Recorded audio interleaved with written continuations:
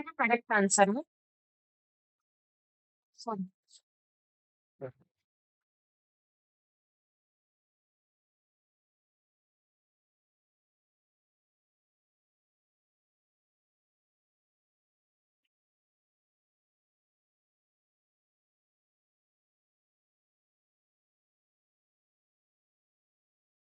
इसका जो correct answer है वो है option B, government of India act 1935, जो भारत का पहला सेंट्रल कोर्ट था। यानी आज का सुप्रीम कोर्ट, पहले जो फेडरल कोर्ट था, जो हमारा आज का सुप्रीम कोर्ट है, उसी को जब ब्रिटिश शासन ने उसको सेटअप किया था तो उसको बोला गया था फेडरल कोर्ट। ठीक है। इसके फीचर्स की अगर हम बात करें तो कोर्ट का जो नाम था वो था फेडरल कोर्ट ऑफ इंडिया। ये स्टैब्लिश हुआ था 1 अक्टूबर को। कब स्टैब्लिश हुआ था? 1 अक्टूबर। ठीक है। लोकेशन जो कहाँ की थी इसमें? दिल्ली की थी। ये स्टैब्लिश हुआ था दिल्ली में।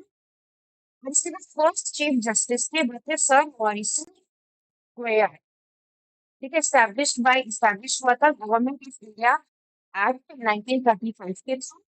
और इसमें नंबर ऑफ जजेस पहले, जो इनिशियली जो नंबर ऑफ जजेस जो थे वो थे 8 चीफ जस्टिस थे और 2 जजेस थे, और जो बाद में इनको बढ़ाया जा सकता था और बड़े भी थे।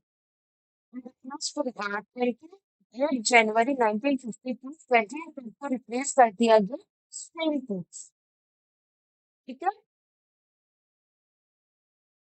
अगर आपको कोई भी डाउट होगा तो आप कमेंट सेक्शन में पूछ सकते हैं। मैंने ऑलरेडी हिस्टोरिकल बैकग्राउंड में मैंने सारे एक एक करके डिस्कस किया है, और मैंने जितने भी नोट्स बनाए हैं वो मैंने एन पेन से बनाए हैं।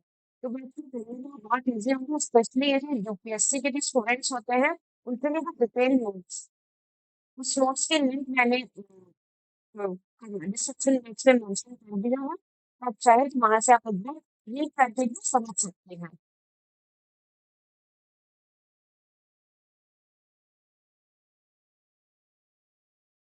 नाइन्थ क्वेश्चन है वो है the post of governor general of Bengal was created. Governor general of Bengal का जो पोस्ट था वो कौन से एक्ट के थ्रू बनाया गया था?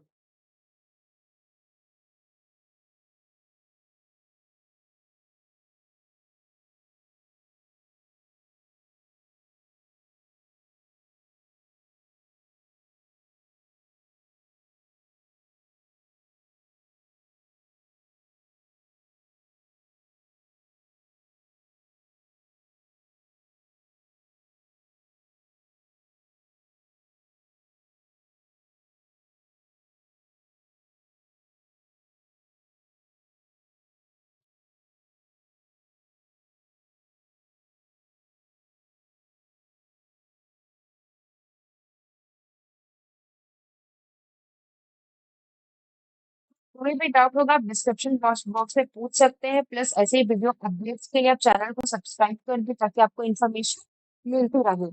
आप कमेंट में इस क्वेश्चन का आंसर भी दे सकते हैं।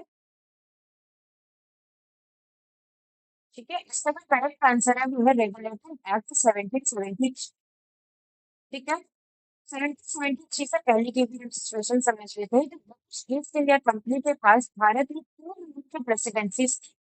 ठीक है। जब ब्रिटिशर्स आए थे मैंने जो 3 मेजर प्रेसिडेंसीज थी वो थी बंगाल, बॉम्बे और मद्रास। प्रेसिडेंसी का अपना एक गवर्नर होता था। रेगुलेटरी एक्ट 1773 के बाद क्या चेंज हुआ ये समझते हैं। ठीक है। सबसे पहला जो था वो था गवर्नर ऑफ बंगाल, बनाया गया गवर्नर जनरल ऑफ बंगाल। ठीक है। दूसरा जो ये था कि गवर्नर जनरल ऑफ बंगाल थे, सबसे पहला गवर्नर जनरल ऑफ बंगाल था। तो वे जो सबसे पहले गवर्नर जनरल ऑफ बंगाल बने थे उनका नाम था गवर्नर हेस्टिंग्स। और इसकी बात करें तो एक एग्जीक्यूटिव काउंसिल ऑफ 4 मेंबर्स बनाई गई ताकि गवर्नर जनरल की सलाह दे सके। एक एग्जीक्यूटिव काउंसिल बनाई गई जिसमें 4 मेंबर्स थे जो कि गवर्नर जनरल ऑफ बंगाल को क्या दे सकते थे? सलाह दे सकते थे। तो बंगाल को बनाया गया सबसे मुख्य प्रेसिडेंसी, और बॉम्बे भी मद्रास को उसकी अथॉरिटी के अधीन कर दिया गया इन मैटर्स ऑफ लॉ और डिप्लोमेसी। ठीक है। अब इस एक्ट को क्यों पास किया गया एक बार हम ये भी समझ लेते हैं। तो ईस्ट इंडिया कंपनी का शासन बहुत करप्ट और अनरेगुलेटेड हो गया था। बंगाल में 1765 के बाद से कंपनी को दिवालिया राजस्व वसूली का के अधिकार मिल चुके थे। जिससे भी प्रशासनिक भूमिका निर्भर रही थी। ब्रिटिश पार्लियामेंट ने पहली बार महसूस किया कि भारत में कंपनी को रेगुलेट, जो कि नियंत्रण करना जरूरी है। ये पुलिस जनपद से याद रखने के लिए इम्पोर्टेंट है। वो ये है कि इस एक्ट का नाम क्या है? Regulatory act 1773। इसमें एक पोस्ट बनाई जो था गवर्नर जनरल बेंगल। सबसे पहले गवर्नर जनरल बने थे, उनका नाम था वॉरेन हेस्टिंग्स। ठीक है। एग्जीक्यूटिव काउंसिल 4 मेंबर्स की बनाई गई advice governor general of Bengal. और कंसर्न प्रेसिडेंसीज, कौन कौन सी प्रेसिडेंसीज को कंसर्न कर सकते थे? वो थे Bombay and Madras in foreign affairs.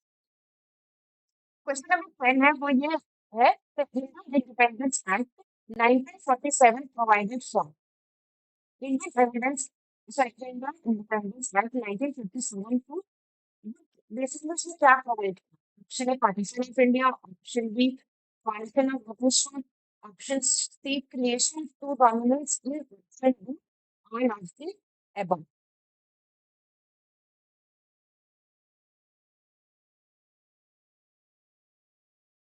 Comment करके आंसर बताते जाए, उसके बाद हम डिटेल में इस ऐप के बारे में समझेंगे। और मैंने ऑलरेडी इस पे डिटेल वीडियो बना के रखी है, तो अगर आपको कोई भी डाउट हो तो आप उसको देख सकते हैं। इन केस अगर आप उसके बाद भी कोई भी डाउट है, तो मैंने अपने इंस्टाग्राम, फेसबुक 2-3 चैनल के लिंक्स डाल के रखे हैं। आप वहां पे अपनी क्वेरीज पूछ सकते हैं, मैं आपको आंसर जरूर दूंगी।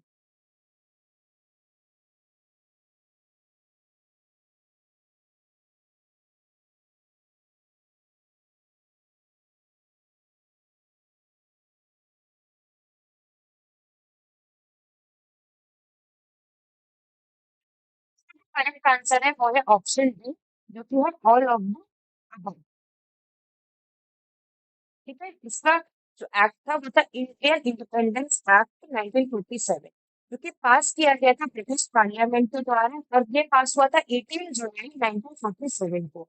और ये फोर्स में आया था 15 अगस्त 1947 से। इस एक्ट को क्यों पास किया गया था, इस बारे हम ये भी समझ लेते हैं। वर्ल्ड वॉर टू के बाद ब्रिटेन कमजोर हो गया था, आर्थिक और राजनीतिक और सैन्य रूप से। भारत में आजादी की मांग बहुत तेज हो चुकी थी। क्विट